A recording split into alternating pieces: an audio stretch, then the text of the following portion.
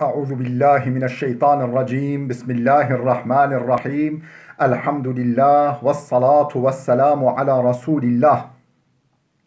Değerli arkadaşlar, Farsça Kıssahâ-i Kur'an dersimizin 42.sini yapmak üzere birlikteyiz. Takip ettiğimiz kitabın tam adı Kıssahâ-i Kur'an, Tarih-i Enbiya, Ez Hılkat-ı Adem, Ta Rihlet-i Hatem. Kur'an kıssaları, peygamberler tarihi, Adem'in yaratılışından Hatemul Enbiya, peygamberlerin sonuncusu olan Hz. Muhammed'in vefatına kadar. Müellif, yazar Cadel Mevla. Farsçaya tercüme eden ise Muhammed Aftabi. Kitabımızın 160. sayfasına gelmiştik. 160. sayfasındayız kitabımızın. Efendim ne diyor? Suhanan-ı Mantıkiye İbrahim. Sayfanın sonundaki başlık Suhanan-ı Mantıkiye İbrahim. İbrahim Aleyhisselam'ın mantıklı sözleri.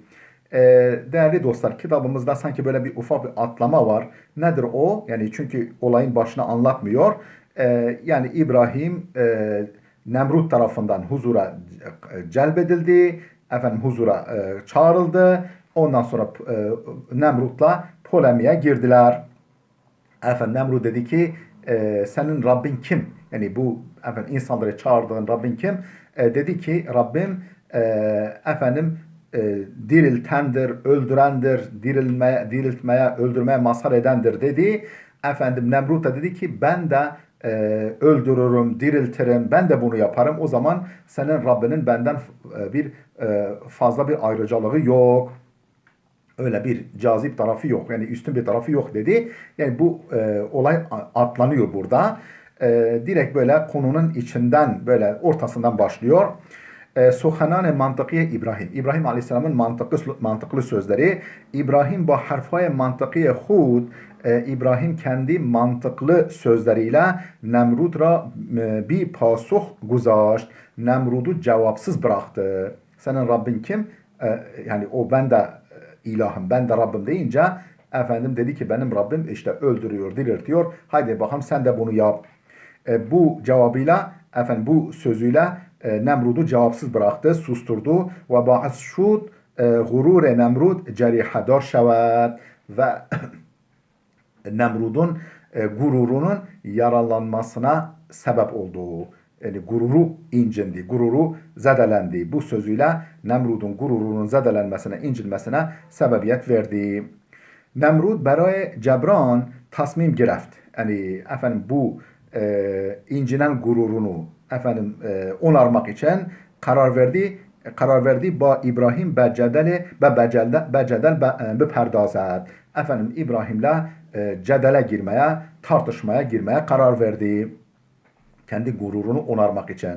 Pes der cevabı İbrahim guft. Efendim şu halde İbrahim'e cevaben dedi ki من هر کس را دلم بخواهد میکشم و وقتی که روح او در آرزوی زندگی حسرت میخورد درباره زندهش میکنم دوباره زندهش میکنم و زندگیش را مدیون خودم میسازم. نه dedi Nemrut dedi ki من هر کس را ki dilim بخواهد ben kimi canım isterse mikuşam öldürüyorum. Vakti ki ruhu o der arzuya zindagi hasret mihuret efendim onun yani öldürmek istediğim kişi yani yaşamaya devam etmeye can attığında yani beni Nemrut öldürmese ben efendim yaşamaya devam etsem diye buna can attığında dubara zindeyeş mikunam efendim yeniden onu diriltirim yani onun hayatını bağışlarım ve zindegiyeş ra medyune hudem misazem ve onun yaşamasını kendime borçlu bırakırım. Efendim yaşamını kendime medyun ederim, kendime borçlu bırakırım. Dolayısıyla ben de öldürebildiklerimi istersem öldürürüm, yani insanları istersem öldürürüm. Efendim o öldürmek istediğim insan yaşamaya can attığında tamam seni bağışladım derim. Efendim yaşamaya devam ettiririm. İşte bak ben de öldürdüm ve yaşattım. ey İbrahim, خدای تو کار شگفتی نمی کند. Şu halde ey İbrahim, senin Rabbin efendim öyle esrarengiz bir iş yapmıyor. Efendim böyle gizemli bir iş yapmıyor. Ben de aynı şey yapıyorum dedi. Nemrut میخواست از پیراهه بحث مرگ و زندگی از پیراهه بحث مرگ و زندگی ابراهیم و خدایش را به نفع خود تمام کند. Efendim Nemrut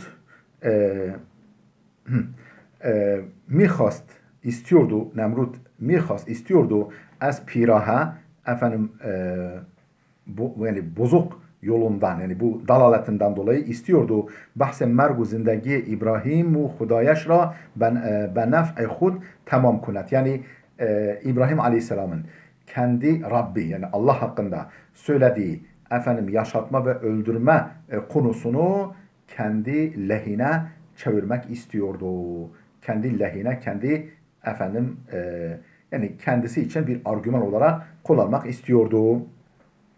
Veli nemidanist ki fakat bilmiyordu ki hergiz nekhahat tevanest hiç yani asla yapamaz yani asla yapamayacağını bilmiyordu. Neyi yapamayacağını harife irade nübüvvet-i İbrahim şevet. İbrahim Aleyhisselam'ın nübüvvet iradesini yani peygamber olduğuna ilişkin iradesini efendim gevşetmeye, kırmaya gücü yetmeyeceğini bilmiyordu. Yani İbrahim Aleyhisselam'ın kararlılığını efendim kırmaya gücü yetmeyeceğini bilmiyordu. Böyle bir işte absürt efendim anlamsız manevralarla İbrahim Aleyhisselam'ı davasından vazgeçireceğini sanıyordu. İbrahim Aleyhisselam goft. İbrahim dedi ki: Ey Nemrut, Hudaya men ber hurşid musallat است. Ey Nemrut, Rabbim güneşe hakimdir. Güneşi hakimiyetinde tutuyor. Ve destur o hurşid her روز از مشرق طلوع می کند ve Allah'ın emriyle güneş her gün doğudan doğuyor ve der mağrib gurub ve batıdan da batıyor. Allah'ın efendim emriyle, fermanıyla güneş her gün doğudan doğuyor ve batıdan batıyor. Tu eğer iddiaya Hudayı mikuni sen eğer uluhiyet iddiasında bulunuyorsan yek ruz destur bide bir gün emir ver, ferman ver ta hurşid az mağrib tulu kunar ta ki efendim güneş batıdan doğsun. Yani bir günde emret güneş batıdan doğsun. Sen de bunu emret. Yani sen uluhiyeti iddia ediyorsan o zaman böyle yap. Nemrut یک بار دیگر برابر ابراهیم مغلوب شد یک بار دیگر در برابر ابراهیم مغلوب شد Nemrut bir kez daha İbrahim'in karşısında mağlup oldu. O این بار çare-i cüz reha kerdن İbrahim nedaşt. O این بار bu defa çare-i cüz reha kerdن İbrahim nedaşt. İbrahim'i serbest bırakmaktan başka çare bulamadı. Veli kine o der kalbeş mandegar şud fakat İbrahim'in kini onun kalbinde yerleşti. Yani kin besledi. İbrahim'e kin besledi. İbrahim hem davet خود را با معجزه خارق العاده ki ارائه داد به رخ همگان کشید. Efendim İbrahim hem İbrahim de davet خود را kendi davetini bu mucize harikulade bir mucizeyle ki iraedat göstermiş olduğu harikulade bir mucizeyle yani ateşe atıldı ya o ateşe atılıp yanmamasıyla böyle harikulade bir mucizeyle efendim kendi davetini berruhi hemegan keşid efendim maharetini bunu herkese göstermiş olduğu bu işte davetini herkese yaymış oldu böylece. Nemrut az İbrahim میترسید. Nemrut İbrahim'den korkuyordu ve ora tehdidi برای tac و taxtaş میدانست ve onu kendi taş ve tahtı için bir tehdit olarak biliyordu. Ondan korkuyordu. Ora tehdidi برای tac و taxtaş میدانست. onu kendi tac ve tahtı için bir tehdit biliyordu. Az in ru mehfiyane zindagi o ra zire nazar daşt. Efendim bu yüzden mehfiyane gizli gizli zindagi o ra zire nazar daşt. Onun yaşamını efendim kontrol altında tuttu. Der vakı Nemrut be dönbale fırsatı bud. Gerçekten Nemrut bir fırsat peşindeydi. Ta az İbrahim intikam begiret, ta ki İbrahim'den intikam alsın. Be hemin manzur bu amaçla casusan khud ra ma'mur tebliğat bar zıd İbrahim kerd. Efendim be hemin manzur bu amaçla casusan khud ra kendi casuslarını ma'mur tebliğat bar zıd İbrahim kerd. İbrahim'in aleyhinde tebliğa ma'mur eyledi. Dedi ki efendim onun haberlerini bana getirin. از طرف دیگر öte taraftan kavmi İbrahim ki suare berhere şeytan budand. Diğer taraftan öte yandan İbrahim'in kavmi ki şeytanın eşeğine binmişlerdi. Tabiri caizse yani şeytanın dolmuşuna binmişlerdi diyelim günümüzde. Ki suare berhere şeytan budand. Şeytanın eşeğine binmiş olan yani onun kavmi ki şeytanın eşeğine binmişlerdi. Guşişan بدهکار دعوت İbrahim نشد. Efendim guşeşan بدهکار davet İbrahim نشد. Efendim İbrahim Aleyhisselam davetine kulak vermediler. İbrahim ki o ana kadar سختیها و ملامتهای زیادی را به جان خریده بود. Efendim efendim İbrahim Aleyhisselam ki o ana kadar sahtiha ve melametهای ziyadi çok sayıda güçlükler, kınamalar, sitemleri becan haride bud canıyla satın almıştı. Yani adeta efendim gönüllü olarak bu sıkıntılara ve sitemlere, kınamalara kendini hedef etmişti. Çare-i nedid cüz inki şehre Babil ra terk kunet. Artık o güne kadar hepsine katlanan İbrahim çare-i nedid başka çare bulamadı. Cüz inki şehre Babil ra terk kunet.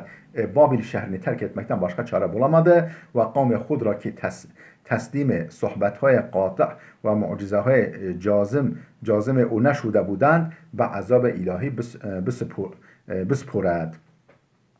Efendim ve kavmi khud ra ve halkını kavmini ki teslim sohbetهای قاطع ve mucizeهای cazim o neşude budand kendi o kesin yani kesin efendim tartışmasız sözlerine ve kat'i mucizelerine teslim olmayan halkını ve azab-ı ilahi bispuret Allah'ın azabını havale etmekten başka çare bulamadı.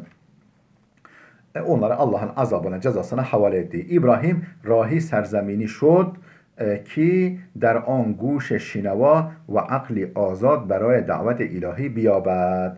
İbrahim Aleyhisselam rahi serzemini şod. Yani yeryüzünde bir yol tuttu. Yani gidecek bir yol tuttu ki der an yani bir memleketin yolunu tuttu ki der an orada guşe şinava yani duyacak kulaklar yani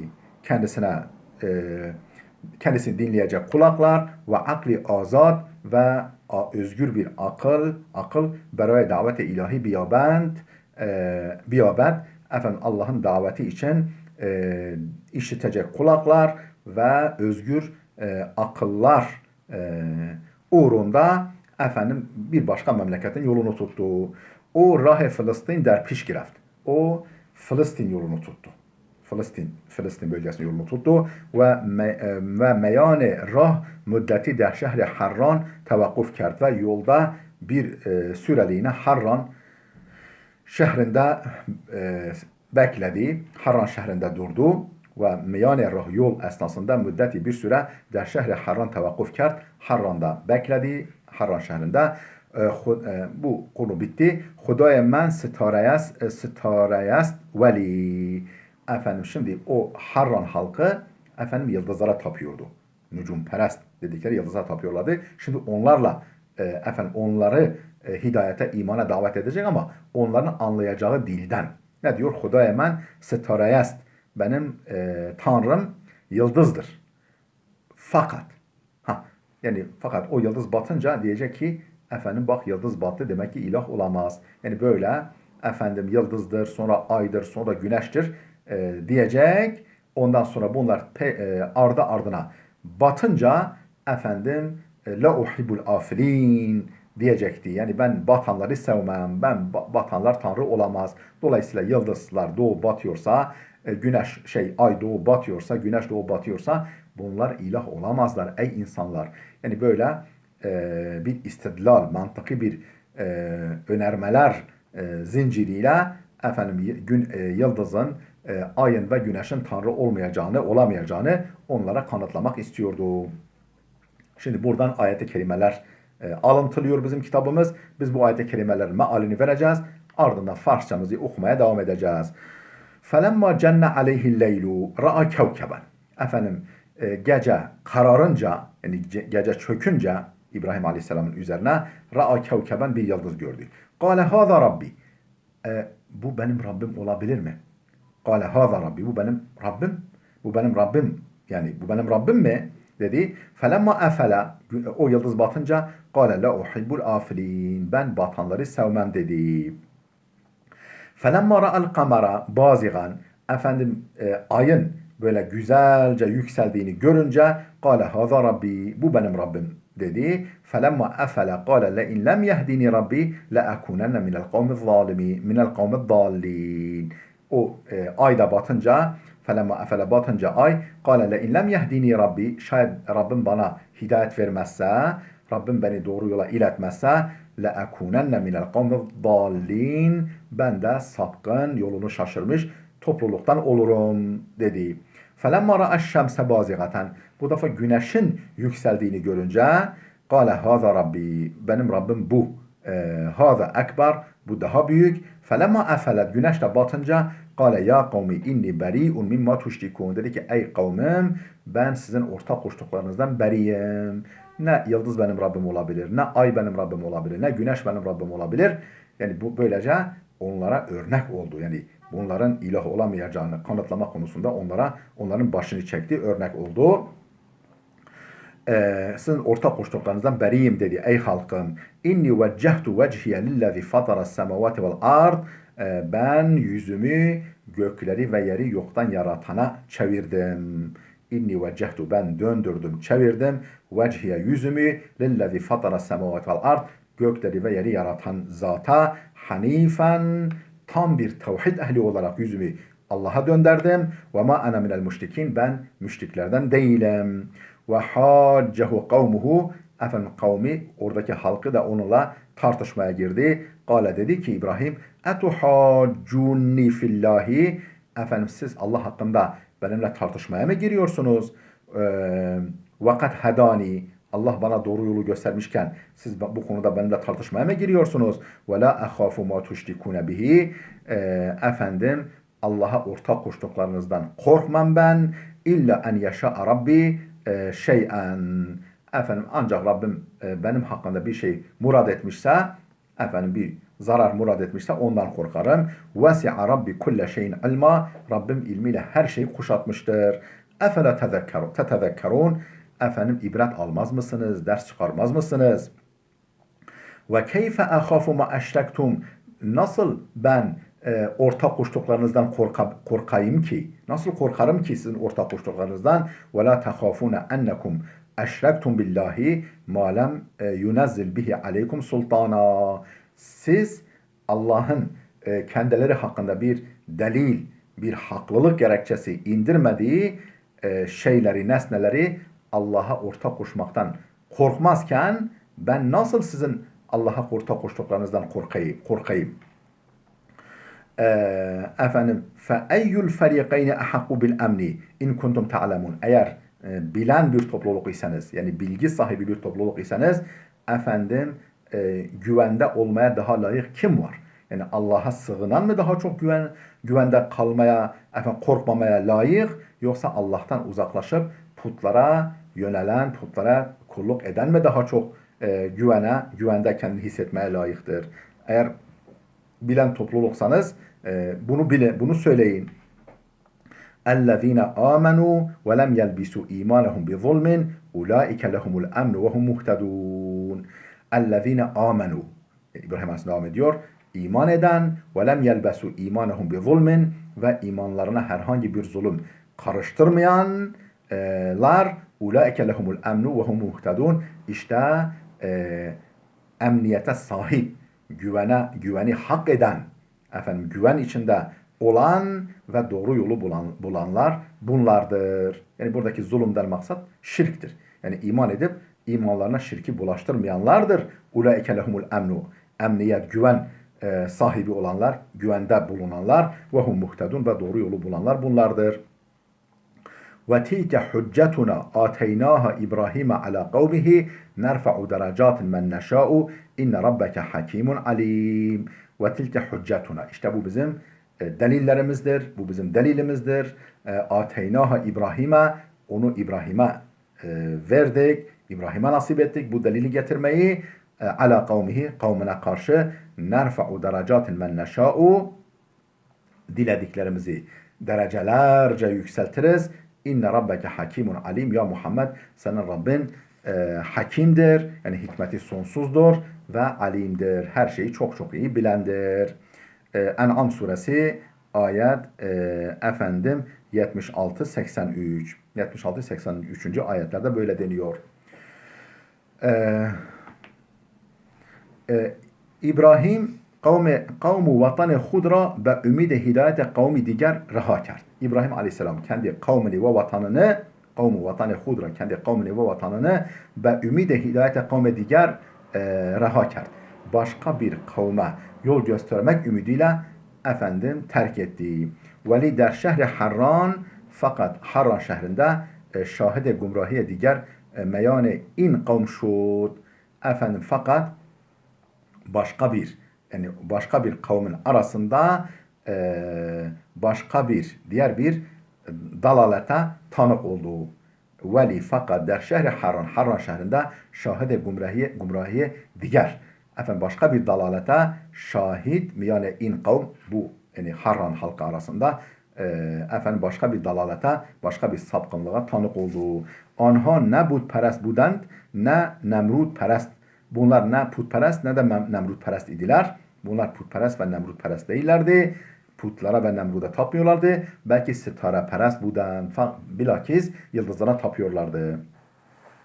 İbrahim Aleyhisselam beraya hidayeteşan kemere himmet best.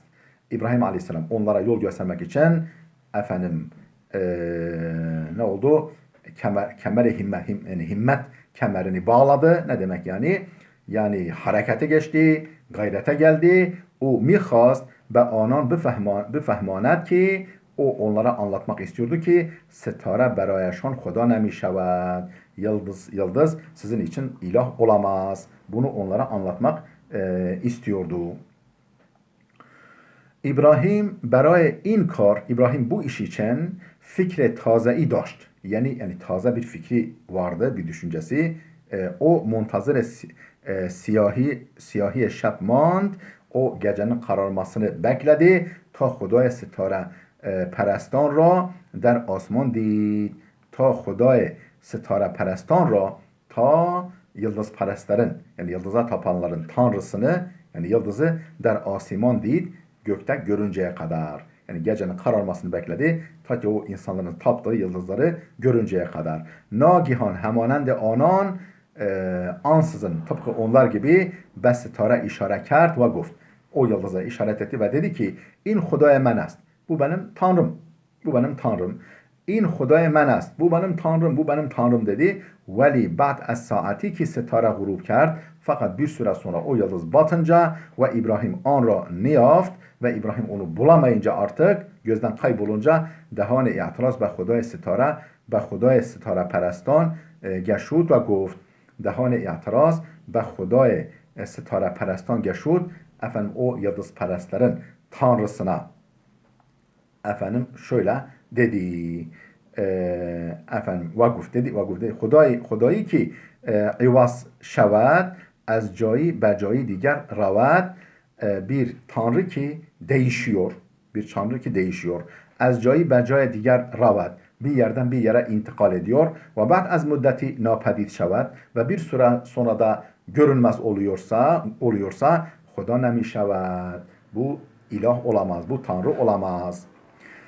بعد از müddeti mah طلوع کرد. Bir süre sonra bu defa ay doğdu. An buzurgter ve purnurter az ستاره بود. O efendim hem yıldızdan daha büyük hem de ışığı yıldızınkinden daha çoktu ayın. این بار bu defa mah خدای ظاهریش شد. Efendim zahiren efendim ay tanrı oldu. Yani gök cisimleri içerisinde yıldızdan daha büyük olan efendim ay tanrılık makamına geldi. Yani öyle kabul edildi. Guft İbrahim dedi ki in mah hudaya men est. Bu ay benim tanrım. Veli mah hem gurub kerd. Fakat ay da battı ve pinhan şud ve kayboldu. İbrahim ki fazara kemi amade did. İbrahim ki ortamı biraz hazır buldu. Ortamı böyle biraz yani sözü söyleyecek ortamı hazır buldu. Guft dedi ki eğer perverdigarem hidayetem ne kunet, eğer Rabbim beni hidayet etmezse, bana doğru yolu göstermezse az gumrahan xahem şud. Ben sapkınlardan, yolu şaşıranlardan olurum. İbrahim با این حرف ستاره پرستان را به این نکته متوجه کرد ki İbrahim bu sözüyle yıldız perestleri şu nükteye yöneltti. Yani şu inceliğe yöneltmek istedi, dikkatini çekmek istedi ki Hudaya yekta maye rehayi az şek u gumrahi است. Efendim bir olan Allah maye rehayi az şek u gumrahi است. Yani kuşkudan, şek u şüpheden ve dalaletten kurtuluş sebebidir. Bir olan Allah yani insanları kuşkudan ve dalaletten kurtaracak efendim biricik varlık tek olan Allah'tır. Ve zamani ki ستاره پرستان را در برابر تعرض به خدایشان ساکت دید و زمانی که ستاره پرستان را در برابر تعرض به خدایشان ساکت did efendim bu yıldız perestleri kendi tanrılarına yönelik bu ilişmeye, bu efendim taarruza yönelik suskun görünce nakş-ı kesi ra ifa کرد ki در پی یافتن حقیقت و خدای حقیقی است و دریافته ستاره و ماهی که مخلوقی بیش نیستند. Yani onları böyle suskun görünce, itiraz etmediklerini görünce nakş-ı kesi ra ifa کرد ki şöyle bir plan yaptı ki der pey yaftene hakikat. Yani ben hakikat bulma peşindeyim görüntüsünü verdi ve Hudaya hakikiyest deryafta ve gerçek ilahını buldu. Yani ben hakikat peşindeyim. Bak işte sizin taptıklarınız ilah olamazlar. Ben hakiki Tanrı'yı buldum. Deryafta ستاره و ماهی که مخلوقی بیش نیستند ve ay ve yani yıldız ve ay o hakiki ilahın, hakiki Tanrı'nın mahluku olmaktan başka bir şey değildirler. Onun sanat eseri olmaktan başka bir şey değildirler. Nemi tavanet hudayaş başan ve yani benim ilahım olamazlar. Yani benim ilahım olamazlar. Böyle hakikati araştırıyorum. Görüntüsünü verdi. Adeta onların böyle zihni muhakemeyle, akli muhakemeyle onların önünde yürüdü ve sözü o noktaya getirdi ki ben hakiki ilahi buldum. Bu yıldız ve ay onun mahluku olmaktan, onun sanat eseri olmaktan öte bir şey değildir. Ve bunlar nemi tevanet hudayaş başan ve kendi ilahım olamazlar bunlar. Efendim طلوع خورشید فردا طلوع خدای ظاهری دیگر برای İbrahim بود. Değerli dostlar burada dursun, videomuz oldukça uzadı. Burada dursun, gelecek dersimize kadar Allah'a emanet olun.